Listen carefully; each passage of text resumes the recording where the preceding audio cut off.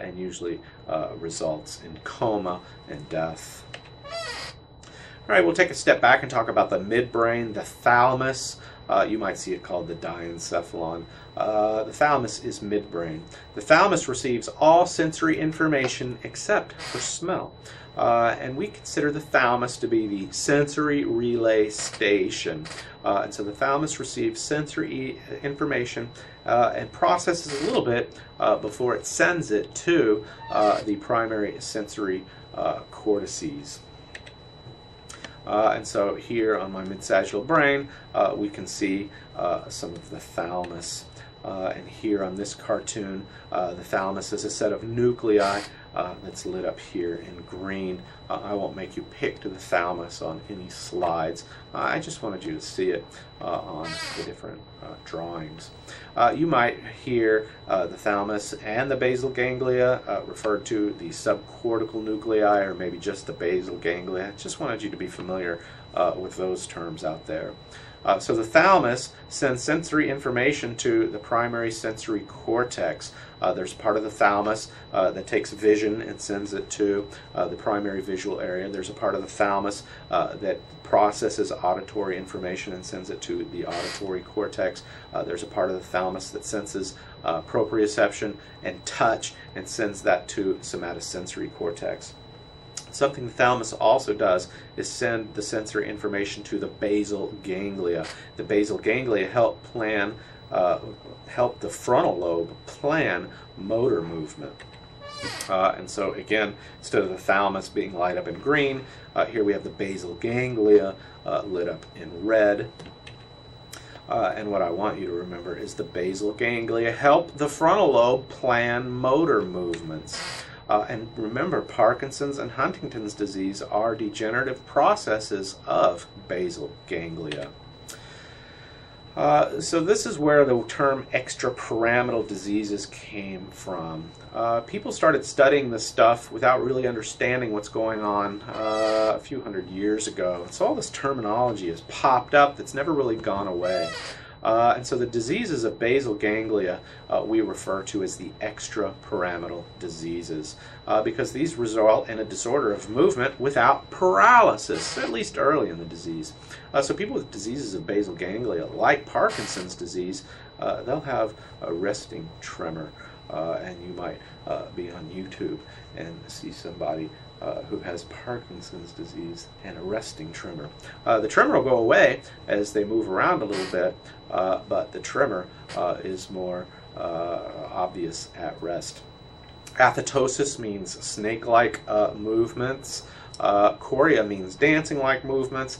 I used to do choreoathetosis in the classroom, but I can't do that from this chair. Bradykinesia means slow movements. And then people with basal ganglia diseases, extrapyramidal diseases, can have something called cogwheel rigidity. If you take a normal person through a passive range of motion, they should just kind of feel limp. But somebody with a disease of the basal ganglia, if you take them through a passive range of motion, you'll feel this jerking sensation in the range of motion. We call that cogwheel rigidity.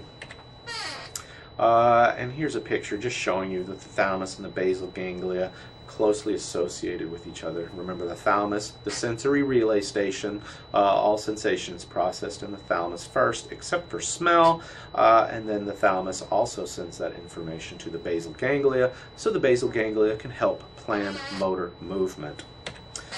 So this is important right here. Motor control requires a balance between the three systems. The primary motor cortex, which is involved in voluntary muscle control. The cerebellum, which is involved in fine-tuning motor movement. And the basal ganglia, which is involved in planning motor movement. And I think that's the point of this entire lecture. Let's talk a little bit about the limbic system. The limbic system provides the emotional context of learning. And so it's a system which the cortex is able to communicate life and death consequences with the rest of the body.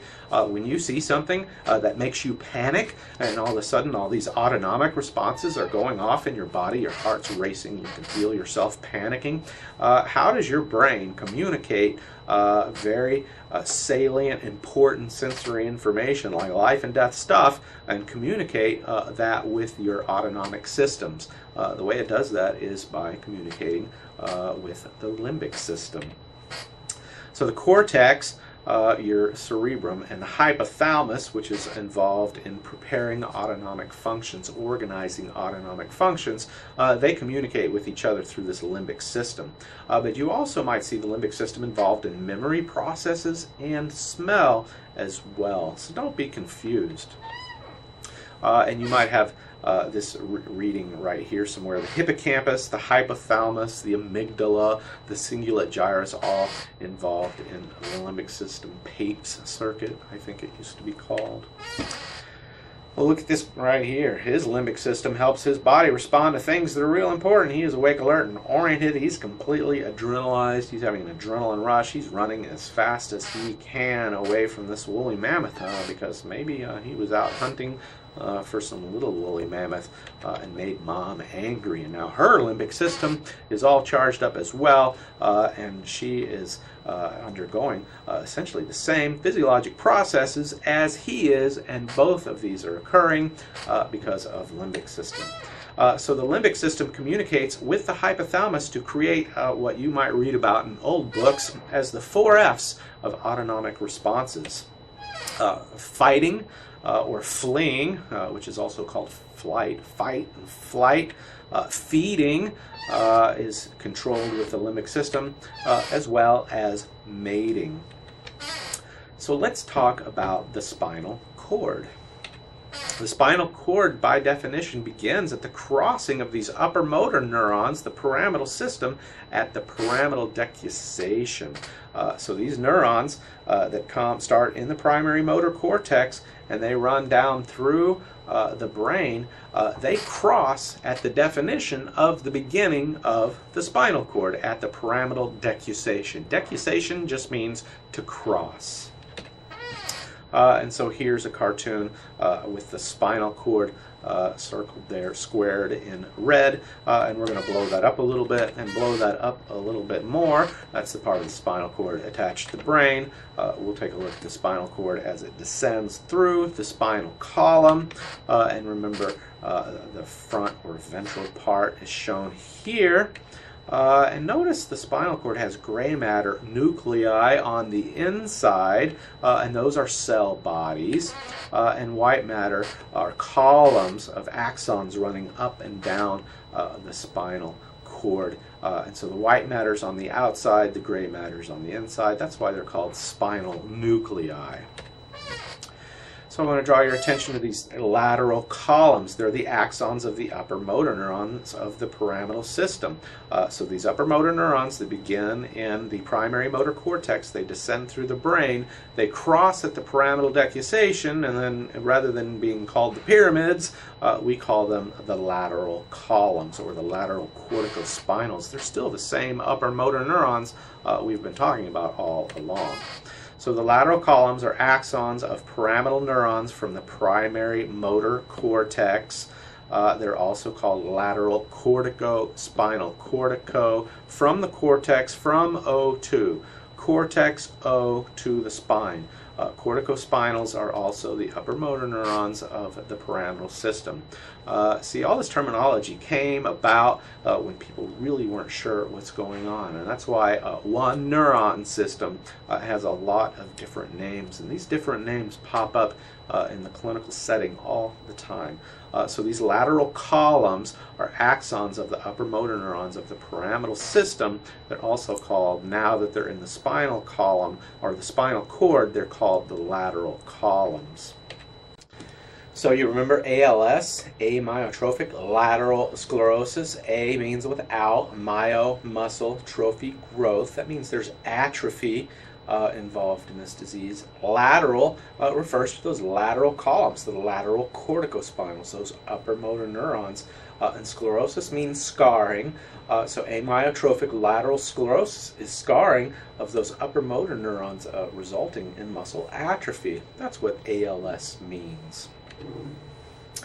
So, amyotrophic lateral sclerosis is a disease of the pyramidal system's upper motor neurons, and then there is some lower motor neuron disease as well in ALS. That's why you'll hear it called motor neuron disease. But the point here is the rest of his brain is just fine.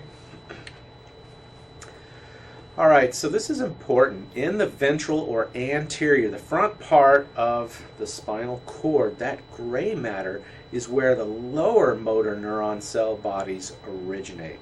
This is where the upper motor neurons signal the lower motor neurons. So remember, the upper motor neurons, they start in the primary motor cortex, they run through the brain, they cross at the beginning of the spinal cord and descend the spinal cord as the lateral corticospinals, and then they end by terminating, releasing their neurotransmitter onto lower motor neurons, and those lower motor neuron cell bodies are in the anterior spinal gray.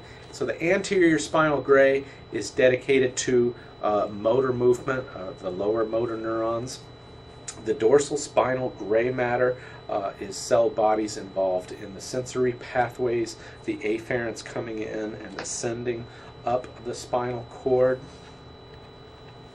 So again, the pyramidal system starts as pyramid-shaped cell neurons in the primary motor cortex of the frontal lobe, and their axons, those fibers, travel through something called the internal capsule, through the brain, through the brain stem. Those pyramidal fibers, the ones going to the body, they're going to cross at the pyramidal decussation, and the pyramidal decussation defines the beginning of the spinal cord. And then those upper motor neuron fibers descend the spinal cord. Now they're called lateral corticospinal tracts. They're still the axons of those pyramid-shaped cell bodies that start in the primary motor cortex. And then those upper motor neurons terminate on the anterior spinal gray matter, which is the cell body of lower motor neurons. And lower motor neurons go to muscle and activate muscle. So if you can remember that the upper motor neurons start in the primary motor cortex, descend the brain, cross at the beginning of the spinal cord, descend the spinal cord as lateral corticospinals, and then they terminate onto lower motor neurons. Those cell bodies are in the anterior spinal gray, and those lower motor neurons go out to the muscle. So the neuromuscular junction is a connection between the lower motor neuron and the muscle. Lower motor neurons move muscle every time. Upper motor neurons come from the primary motor cortex and signal the lower motor neurons. And if you can remember that, you'll be doing great.